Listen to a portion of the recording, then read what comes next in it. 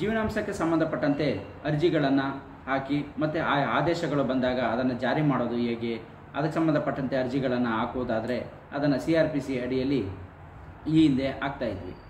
July 1ರಿಂದ BNSS ಹೊಸ act ಬಂದಿರೋದ್ರಿಂದ so ಈಗ ನಾವು ಹೊಸದಾಗಿ ಯಾವುದೇ ಒಂದು ಅರ್ಜಿಗಳನ್ನು ಜೀವನಾಂಶ ಕೋರಿ ಹಾಕಿದರೆ ಈ ಒಂದು ಹೊಸ ಕಾಯ್ದೆಯ ಅಡಿಯಲ್ಲಿ ಹಾಕಬೇಕಾಗಿರುತ್ತೆ.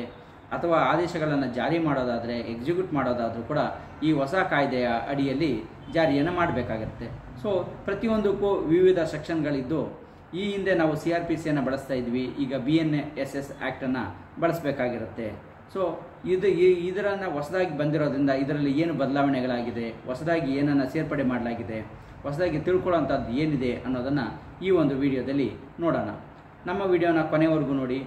ನಿಮಗೆ ಇಷ್ಟ ಆಗಿದ್ದರೆ ಲೈಕ್ ಮಾಡಿ, ಎಲ್ಲರಿಗೂ ಶೇರ್ ಮಾಡಿ. ಕಾನೂನಿನ ಅರಿವು ಎಲ್ಲರಿಗೂ ಸಿಗುವಂತಾಗಲಿ. ಹಾಗೆ ನಮ್ಮ ವಿಡಿಯೋಗೆ ಇನ್ನೂ ನೀವು ಚಾನಲ್ ಸಬ್ಸ್ಕ್ರೈಬ್ ಆಗಿಲ್ಲ ಅಂದರೆ ಸಬ್ಸ್ಕ್ರೈಬ್ ಆಗಿ ಬೆಲ್ ಬಟನ್ ಪ್ರೆಸ್ ಮಾಡಿ.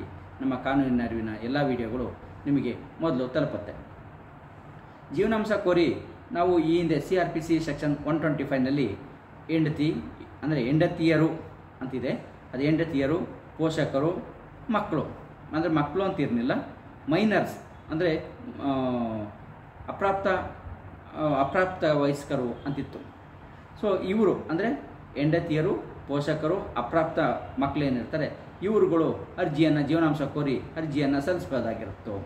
ಸೊ ಈಗ BNSS ಆ್ಯಕ್ಟು ಬಂದಿರೋದ್ರಿಂದ ಈಗ ನಾವು ಸೆಕ್ಷನ್ 144ರ ಅಡಿಯಲ್ಲಿ ಯಾರು ಅಪ್ರಾಪ್ತರು, ಪೋಷಕರು ಮತ್ತು ಹೆಂಡತಿಯರು ಇವರುಗಳು ಅರ್ಜಿಯನ್ನು ಸಲ್ಲಿಸಬಹುದಾಗಿರುತ್ತೆ. ಸೊ ಆದರೆ ಇಲ್ಲಿ ಒಂದು ಚೇಂಜಸನ್ನು ಮಾಡಲಾಗಿದೆ. ಆ ಚೇಂಜಸ್ ಏನು ಅಂತಂದರೆ, ಮೊದಲು ಮೈನರ್ ಅಂತಿತ್ತು, ಅದನ್ನ ಇವಾಗ ಚೈಲ್ಡ್ ಅಂತ ಮಾಡಲಾಗಿದೆ, ಅಂದರೆ ಮಕ್ಕಳು ಅಂತ ಮಾಡಲಾಗಿದೆ. ಮೊದಲು ಅಪ್ರಾಪ್ತರು ಅಂತಿತ್ತು, ಈಗ ಮಕ್ಕಳು ಅಂತ ಈ ಒಂದು ಬದಲಾವಣೆಯನ್ನು ಮಾಡಲಾಗಿದೆ. ಸೊ ಹಾಗೆಯೇ ಇದನ್ನು ಪ್ರೊಸೀಡ್ ಮಾಡಲಿಕ್ಕೆ 125ರಲ್ಲಿ ಸೆಕ್ಷನ್ 125ರಲ್ಲಿ ನಾವು ಜೀವನಾಂಶ ಕೋರಿ ಅರ್ಜಿಯನ್ನು ಸಲ್ಲಿಸಿದ್ರೆ ಅದನ್ನು ಪ್ರೊಸೀಡನ್ನು CRPCಯ 126ರ ಅಡಿಯಲ್ಲಿ ನ್ಯಾಯಾಲಯ ಪ್ರೊಸೀಡನ್ನು ಮಾಡ್ತಾಯಿತ್ತು. ಸೊ ಈಗ ಅದನ್ನು ಪ್ರೊಸೀಡ್ ಮಾಡಲಿಕ್ಕೆ BNSSನಲ್ಲಿ 145ನ ತಗೊಳ್ಳಲಾಗಿದೆ. ಸೊ ಇದರ ಸಬ್ ಕ್ಲಾಸ್ 1ಕ್ಕೆ ಸಬ್ ಕ್ಲಾಸ್ ಡಿಯನ್ನು ಹೊಸದಾಗಿ ಸೇರಿಸಲಾಗಿದೆ. ಹಾಗೆಯೇ ಸಬ್ ಕ್ಲಾಸ್ 2ಗೆ ಸಂಬಂಧಪಟ್ಟಂತೆ ಬೈ ಪ್ಲೀಡರ್ ಅಂತ ಏನು ವರ್ಡ್ ಇತ್ತು ಅದನ್ನು ಬೈ ಅಡ್ವೊಕೇಟ್ ಅಂತೇಳಿ, ಅಂದರೆ ಪ್ಲೀಡರ್ ಅಂತ ಇರುವಂಥ ವರ್ಡನ್ನು ಅಡ್ವೊಕೇಟ್ ಅಂತ ಬದಲಾವಣೆಯನ್ನು ಮಾಡಲಾಗಿದೆ.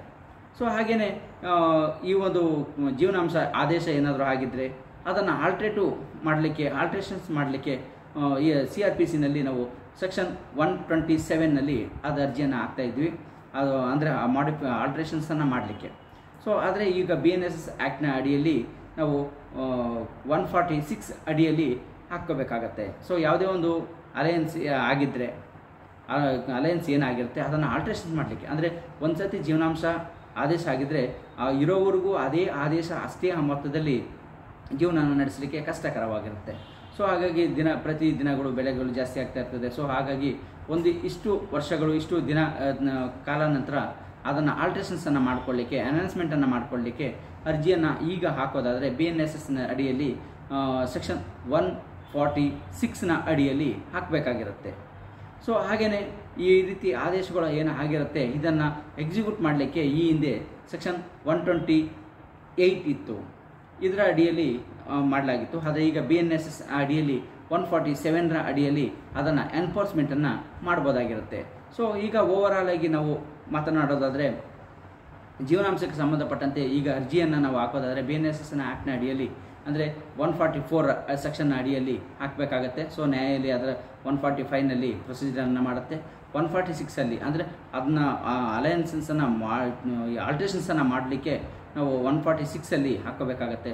ಎನ್ಫೋರ್ಸ್ಮೆಂಟನ್ನು ಮಾಡಲಿಕ್ಕೆ 147ನಲ್ಲಿ ಹಾಕ್ಕೊಳ್ಬೇಕಾಗತ್ತೆ. ಸೊ ಇದರಲ್ಲಿ ಮೈನರ್ ಅಂತ ಏನಿತ್ತು ಅದು ಚೈಲ್ಡ್ ಅಂತೇಳಿ ಚೇಂಜಸನ್ನು ಮಾಡಲಾಗಿದೆ. ಇಲ್ಲಿ ಫ್ಲೀಡರ್ ಅಂತ ಅನ್ನೋದು ಅಂದರೆ ಇದನ್ನು ರೆಡಿ ಮಾಡಿ ಹಾಕೋದು ಫ್ಲೀಡರ್ ಅಂತ ಏನಿತ್ತು ಅದನ್ನು ಅಡ್ವೊಕೇಟ್ ಅಂತ ಹೇಳಿ ಅದೊಂದು ಆಲ್ಟ್ರೇಷನ್ಸನ್ನು ಮಾಡಲಾಗಿದೆ. ಸೊ ಈ ಒಂದು ಬದಲಾವಣೆಗಳನ್ನು ಹೊಸ ಆ್ಯಕ್ಟ್ನಲ್ಲಿ ತರಲಾಗಿದೆ. ಸೊ ಹಾಗಾಗಿ ಈಗ ಹೊಸದಾಗಿ ಮೈಂಟೆನ್ಸನ್ನು ಕೇಳಿ ಹಾಕುವಂಥವರು ಈ BNSS ಸೆಕ್ಷನ್ಗಳ ಅಡಿಯಲ್ಲಿ ಈ ಒಂದು ಅರ್ಜಿಗಳನ್ನು ಹಾಕ್ಕೊಬೇಕಾಗತ್ತೆ.